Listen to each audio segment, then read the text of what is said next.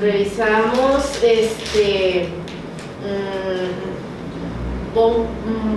Bertalanffy y, o sea, todos ellos, y entonces como ya dices, ok, y entonces ya entiendo, es una forma de ver la vida.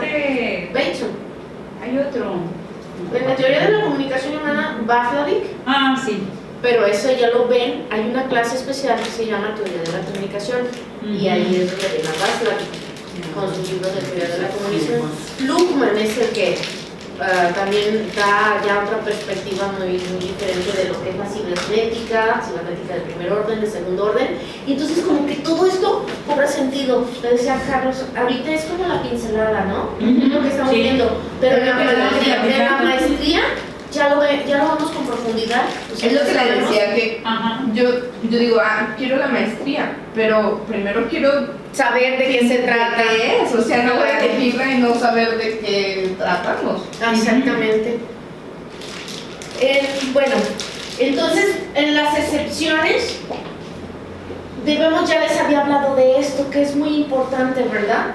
Cuando dijimos hacemos unión con el sistema y entendemos las emociones, empatizamos con el sufrimiento del paciente, porque debemos evitar que el cliente sienta que no comprendemos la gravedad del problema. Todas estas técnicas, si nosotros las utilizamos en una primera instancia, así como que por default va la herramienta, entonces es muy probable que ellos sientan que minimizamos el problema.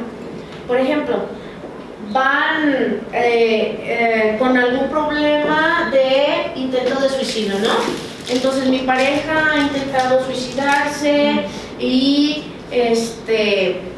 o está muy triste, está deprimido, se la pasa durmiendo, y entonces si en un primer momento nosotros tratamos de buscar excepciones o de normalizar, ha estado durmiendo mucho porque no ha estado comiendo bien.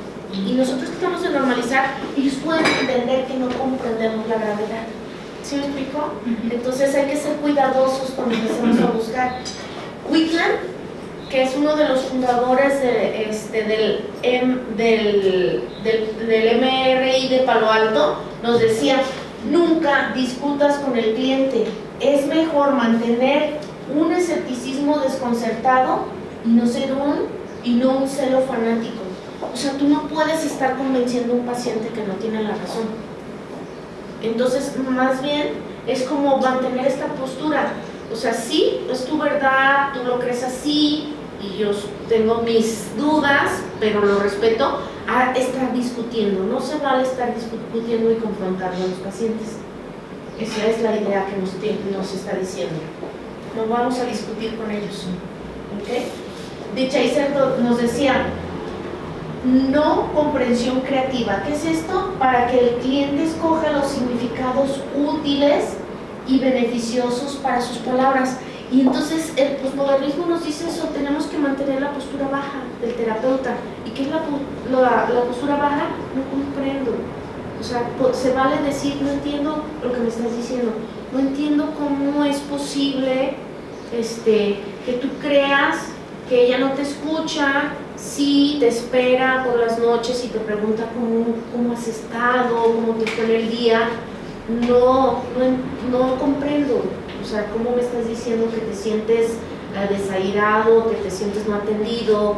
Entonces, como un escepticismo, ¿no? Nos propone una no comprensión creativa. Cierto escepticismo, cierto, no entiendo, a ver, explícame. Sería como una forma de confrontar, pero de una manera suave. Sería como decir, no entiendo lo que me estás diciendo, o sea, me confunde, y se vale decirlo, estoy confundido, no entiendo. Ella dice que te espera todas las noches para platicar, y tú dices que te sientes como desatendido, dejado de lado, no entiendo. ¿Cómo es eso? No entiendo, no entiendo. ¿Sí? Cuando se quiere suicidar, él dejó de trabajar todo el día, en esta pareja que les comento, dejó todo el día para estarla cuidando y ella se sentía sola.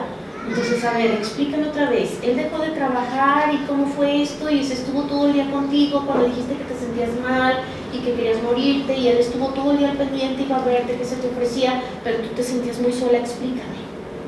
No entiendo. Entonces, y entonces ya damos ellos escogen los significados útiles y beneficiosos de sus palabras. Ellos ya pueden reelaborar lo que nos están contando. Ellos ya pueden escoger, o sea, explicarnos de una mejor, al tratar de explicarnos de una mejor manera, ellos explican. Ajá. Ellos reelaboran. Bueno, ¿qué es la pregunta del milagro? Y recuerdan de dónde surge, hablamos ayer, de dónde surge esta pregunta. No, solo Carlos dijo que esa era una pregunta del milagro, pero bueno, A ver, Itzel, sí, a ver, sí hablamos. Sí, Erickson, en sus prácticas, ¿ya recuerdan? No. a ver, Erickson en sus Hablaba de una pseudo confusión en el tiempo, que los enseñaba a las personas a manejar el tiempo. ¿Sí recuerdan?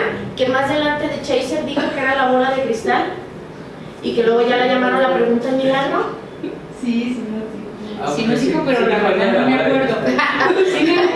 Sí me acuerdo que lo dijiste, Laura, pero no me acuerdo. Bueno, evolucionó, sí, claro, lo vimos así como a grandes rasgos y dije que después se los iba a explicar. Bueno, y entonces queda así. Ajá, queda así. La pregunta del milagro o esta estrategia es como viene a quedar y como ya se usa sin el plan hipnótico. O sea, si de dónde surge, queda así. Y entonces nosotros preguntamos al paciente, esta noche se produce un milagro y mientras duerme el problema que lo ha traído hoy a terapia queda resuelto. Sí, se radica, ¿no? Prácticamente. O sea, queda Es resuelto. un milagro, Ajá. de un día a otro se cambia, pues se quita el síntoma. Así preguntamos, o sea, es una estrategia, es la pregunta del milagro. Y les decimos, y entonces esto es como, ¿cómo les diré? Es el esquema, igual que con las otras estrategias que vimos hace un momento, ustedes tienen que contextualizarlas. Y hay terapeutas que las utilizan en la sesión, o sea, no las dejan de tarea y les dicen, a ver, imaginen que yo ahorita saco una varita mágica y les digo a ustedes, hago un milagro aquí y el problema desaparece. ¿De qué otras cosas van a hablar? ¿Qué hacen diferente? ¿Cómo es esto sentirse diferente?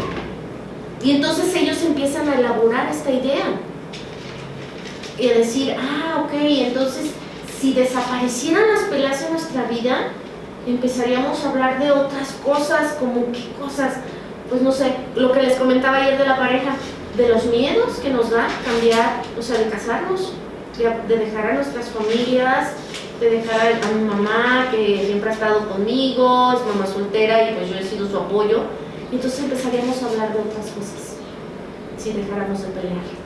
Yo he escuchado muchos terapeutas que dicen que esta pregunta la utilizan siempre, pero como último recurso.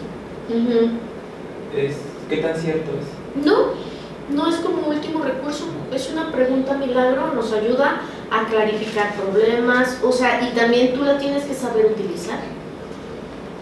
No, a lo mejor lo que has escuchado, bueno, no sé si como último recurso la utilicen algunos, pero no la utilizamos en las primeras sesiones. ¿Por qué? Porque ya vimos hace rato que tenemos que ser cuidadosos y no hacer sentir a los pacientes que estamos minimizando su problema.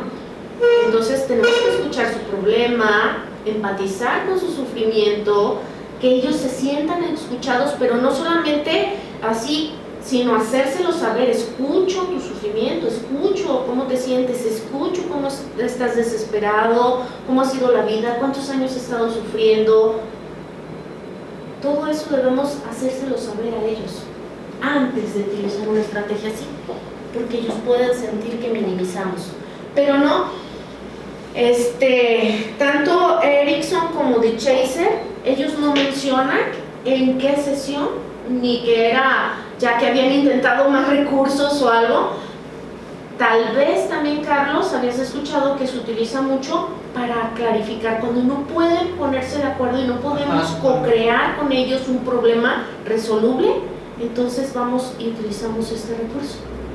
Y les decimos, a ver, tienen muchos problemas, Tom y Sally, los que acabamos de ver, son muchos problemas. Nos hablan de un duelo no resuelto, de Luke, nos hablan de las peleas con la mamá, de Tom, nos hablan del desempleo, nos hablan del sarcasmo de Tom, de que no se pueden hablar de cosas serias con él, de que Sally se siente dejada de lado, de qué más todas esas cosas, y no podemos llegar. Entonces le diríamos, a ver, imagínense que hago un milagro, esta noche pasa un milagro y las cosas cambian y desaparecen sus problemas. ¿Cómo se sentirían? Y entonces pueden empezar a hablar o pueden empezar a crear imágenes de cómo sería un futuro. Y entonces nosotros podemos ir dirigiendo. ¿Se acuerdan lo que les comenté del ejemplo de Erickson, que le dirigió sus pasos hasta que lo sentó a la persona? Entonces, así, con todo lo que ellos nos van dando, podemos irlos dirigiendo a una realidad aceptable.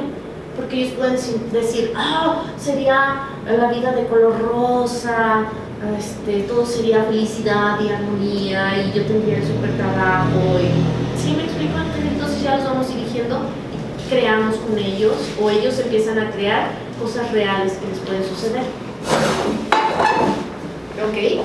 Y entonces yo creo que esta es una de las estrategias que definen o caracterizan al modelo, la pregunta milagro. Cuando ustedes escuchen breve, centrada en la solución de Chaser, la pregunta del milagro. ¿Sí? Y entonces, las preguntas que nosotros tenemos que hacer es, ¿cómo sabrías que ha ocurrido este milagro? ¿Cómo lo sabrías? A ver, imagínate en la mañana, ya es en la mañana y se termina tu problema. O sea, ese problema que te viene molestando, esos problemas, todos esos que me han contado, imagínense que en la mañana ya no están. Ocurrió un milagro durante la noche. ¿Cómo lo sabrían? ¿Qué harías distinto si ya no tuvieras ese problema? ¿Qué harías? No, pues, tal vez ya no me tocaría a mí la única responsabilidad de yo hacer las compras y el desayuno, lo haríamos los dos. Tal vez, no sé, como los dos trabajamos, o sea, ya se termina el problema de que yo no estoy desempleado, pues entonces habría alguien más cocinando, tendríamos a alguien más que cocina para nosotros. ¿Qué harías distinto? ¿Qué vería diferente como signo de que se produjo el milagro? ¿Qué es lo que verías? Pues vería a mi esposa feliz, la vería sonriente, la vería tranquila, contenta. ¿Qué notarían los otros? ¿Qué notarías en tus hijas? ¿Qué notarías en tu mamá? ¿Qué notarías en los otros? Y entonces son como preguntas orientadoras. Sí. ¿Qué buscamos? Pues respuestas concisas y específicas. E imaginar de modo concreto las diferencias y entonces construir una visión de la realidad. Eso es lo que buscamos con esta pregunta del milagro, ¿no? ¿Y qué es lo que debemos evitar al emplear esta estrategia? Moni, ¿nos ayudas a leer? Evitar insistir en que los otros harán diferente.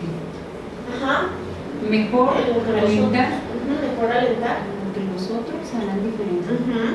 Mejor alentar a describir las diferencias futuras en sus propias conductas y actitudes. ¿Qué es lo distinto que usted hará o dirá por lo cual los otros podrán saber que está menos o más triste, menos o más conflictuado, menos o más, como decían ellos, liado, ¿verdad? Era su palabra, está todo liado. ¿Cómo será esto? Dice Itzel, ¿qué haces? Cuando el paciente diga que la conducta problema desaparecerá, debemos animarlos a describir acciones o sentimientos que se presentarán en su lugar. Ejemplo, cuando venga la semana próxima y me diga que ha mejorado, ¿de qué hablará? ¿Qué cosas hablarán? O sea, si ya mejoraron, si el problema que ellos tienen, de que él emplea el sarcasmo, de que él minimiza cuando quieren hablar de cosas importantes, y de eso ha desaparecido, entonces ¿de qué hablarán? ¿de qué cosas me van a hablar la próxima sesión si el problema ha desaparecido? Pues yo creo que hablaremos de, pues a lo mejor hablaremos de cómo fue nuestra última relación sexual, de si fue satisfactoria o no. A lo mejor hablaremos ya de ellos, ¿no? De nuestros planes, de lo que queremos, de las niñas, o sea, ya hablarán de otras cosas y no del problema. Eso es lo que estamos buscando.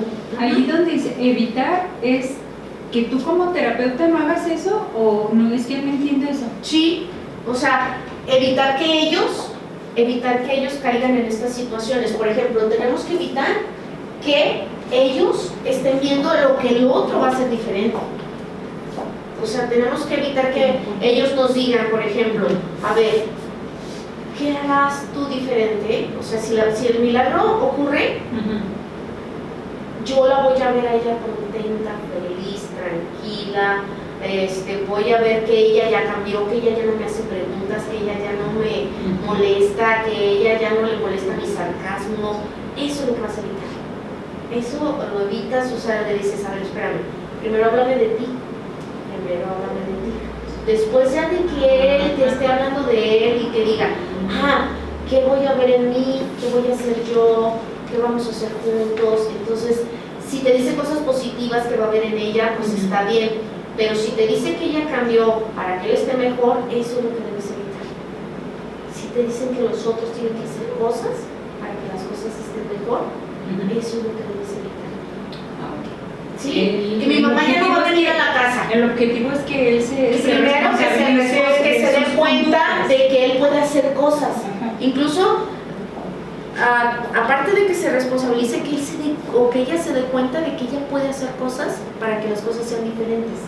Que ella se dé cuenta de que pueden hacer cosas. Eso es lo que estamos buscando.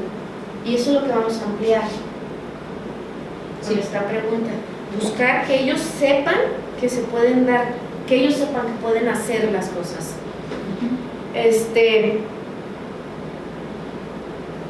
Tenemos que usar palabras en nuestro lenguaje que presupongan la inevitabilidad del cambio. Recuerdan que en este modelo creemos, o una de las premisas es esas, el cambio es constante.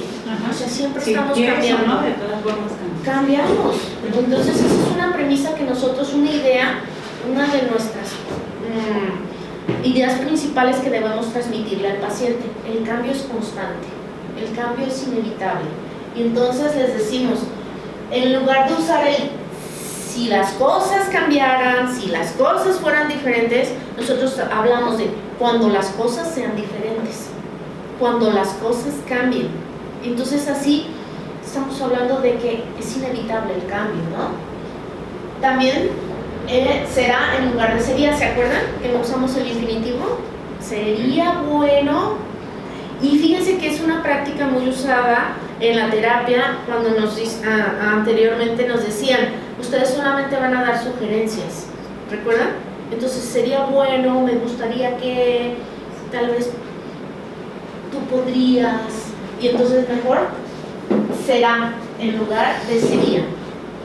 ¿Qué será lo mejor que le pueda pasar a esta familia? En vez de decirle, ¿qué sería? ¿Qué sería lo mejor? Pero de todos modos lo usas como pregunta, ¿no? O sea, no como afirmación. Ajá. Va a pasar esto. Tratamos de utilizar, a ver, ¿cómo Por lo ejemplo, elaborarías? cuando tú dices que en otras terapias se habla como sería bueno que hicieran esto, o no les checa que iría por acá, ¿no? Aquí no lo usas como afirmaciones, sino lo preguntas. O sea, y entonces cuando ¿qué será lo que está pasando? Y si tú quieres transmitir que el cambio es inevitable, ¿cómo hablas?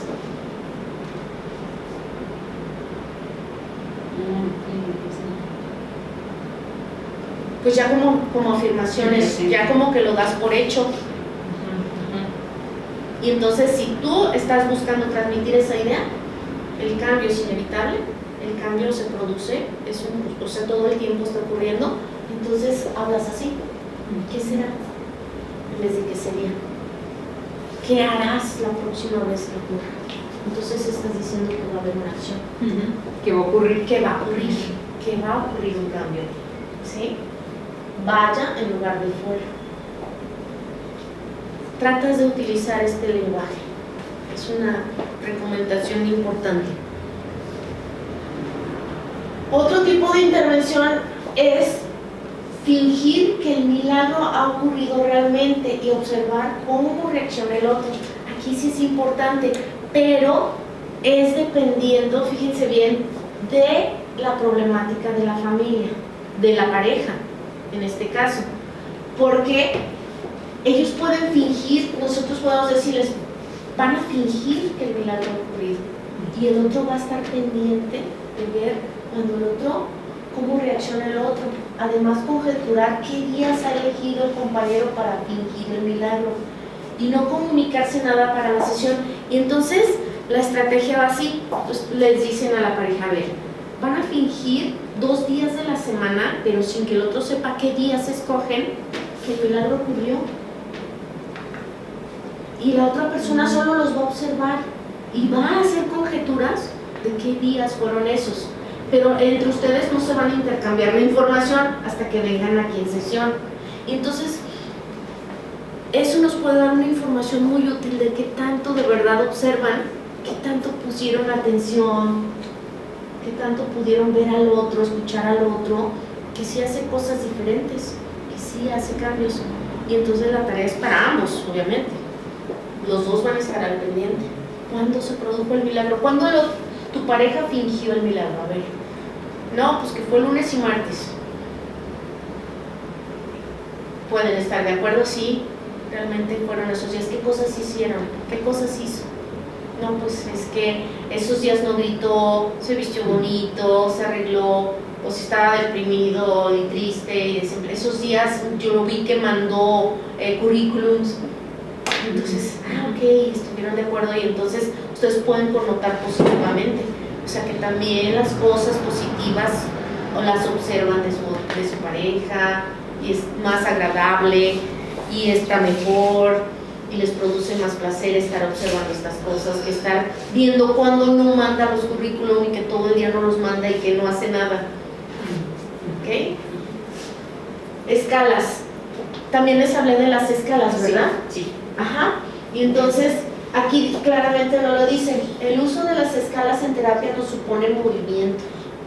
O sea, que las cosas se están moviendo. O sea, que no estamos estáticos, nada más centrados en el problema. Es una expectativa de cambio en el proceso. Y les da a los pacientes cierto grado de control, el saber cómo voy a mi terapia. O sea, ellos ya tienen, cuando tú haces su escala y les dices del 0 al 10, ¿cómo estabas antes de venir a terapia? ¿Cómo estás hoy? Y entonces les da una idea de cómo van. Inclusive, hubo un caso de una pareja que pues decía que todo iba mal, y cada sesión, no, pues otra vez y todo va mal. Y cuando utilicé este recurso, y entonces, a ver, de la primera sesión, en una escala, ¿cómo iban las cosas? ¿En qué número estaban las cosas de mal? No, pues estaban en el 2. Y en esta sesión, que ya era como la 4ª sesión, ¿en qué número van de cómo se sienten, cómo han estado, cómo les ha servido la terapia? No, pues ya vamos en 7. Y entonces eso sirvió para connotar, ¡wow! ¿Qué cosas han hecho? O sea, del 2 al 7 es mucho. A ver, vamos a enumerar. ¿Qué cosas han cambiado? ¿Qué cosas? Y entonces como que da un panorama, ¿no? Más amplio, cierto control de ellos, de saber cómo van en su terapia, qué cosas están haciendo diferentes. Y nos explicaba creo que Lipschitz nos dice que en el uso de las escalas podemos ser creativos también, no solamente en las tareas, también las escalas, dependiendo de la forma de procesar la información de los pacientes, que a veces es bueno dibujar círculos, o si es un ingeniero, o sea, hacer las escalas de otra manera, más adecuadas a cómo son ellos. Y me acuerdo que en el curso pasado que te comentaba de terapia breve, los alumnos también llevan un caso por fuera. Y entonces tenían un ingeniero en sistemas y cuando le presentaron las escalas, se las hicieron en un programa. y se lo mandaron a su cel, y entonces para él fue muy significativo, pues porque era su, así como, oh, aquí, oh, sí lo entiendo, y entonces hablaron su idioma, pues. Entonces en las escalas tú también puedes ponerte creativo, y entonces es una pareja, que tú notas que ella es muy romántica, o él es muy frío y muy serio, tú puedes hablar su idioma y, a ver, aquí está una escala, escríbalo, o se las mandas por WhatsApp, o puedes pedirle a ella que ponga ciertos stickers en las escalas y se lo lleven a casa. ¿Sí me explico? Es un recurso que tú también tienes que contextualizar según la pareja, y para que les sea significativo. Entonces, ¿qué hacemos? ¿Cuántas cosas se pueden evaluar con las escalas?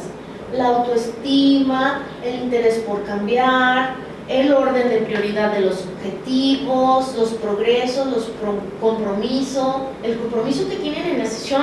Hay veces que las parejas, tú notas cierta ambigüedad, o sea, por ejemplo, ella quiere trabajar en la relación y quiere hacer muchas cosas y cambios, y pareciera que ella es la compradora y él es el visitante, ¿no? Y entonces tú puedes aplicar una escala y decir, bueno, hay que saber el grado de compromiso de ambos para que esta relación funcione. Y puedes decirle, a ver, señora, del 1 al 10, ¿qué grado de compromiso tiene para hacer que esta relación funcione, señor?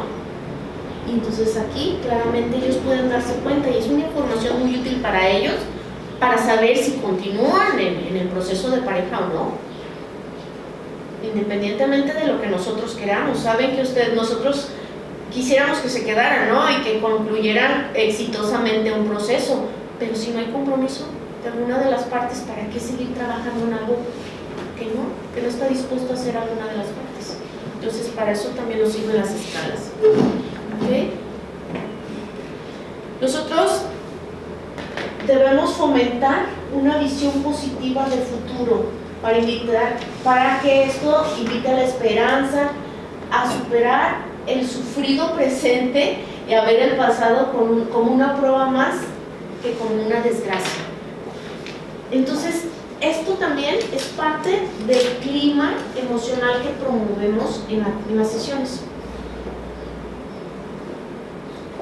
La esperanza, superar el sufrimiento y ver el pasado como una prueba más que como una desgracia. Entonces, recuerda, hay un principio que se llama en epistemología equifinalidad, que nos dice que a veces las parejas pueden comenzar, o sea, por ejemplo, el comienzo puede ser desastroso, o sea, puede comenzar, no queríamos casarnos, ella está embarazada, eso no conlleva a que no puedan tener una relación como ellos quisieran ahora, estable, buena, duradera. Y hay parejas que pueden tener un principio muy prometedor y todo, y pueden tener después ser desastroso. ¿Sí me explico? Entonces muchas veces el principio no determina el futuro de una pareja.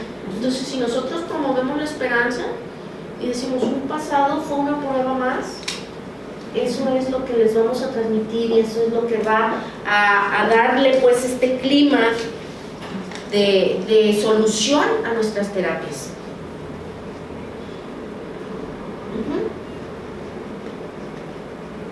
Ahora vamos a ver las intervenciones de enmarcado. Dice que ahí son dos.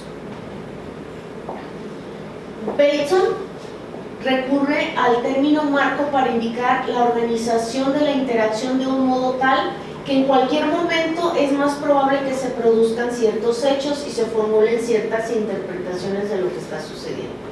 ¿Qué son los hechos? Pues son las observaciones de base sensorial. ¿Qué son las observaciones de base sensorial? Lo que escuchamos, lo que vemos, o sea, todo lo que está sucediendo ahí. Base sensorial, o sea, podemos a veces hasta sentir el coraje de las personas, lo que percibimos, ¿no? Esos son los hechos. Y los significados, pues son las interpretaciones, conclusiones y atribuciones derivadas de los hechos. ¿Okay? El proceso por el cual el terapeuta alienta el desarrollo de un marco o significado nuevo o alternativo se denomina reenmarcado.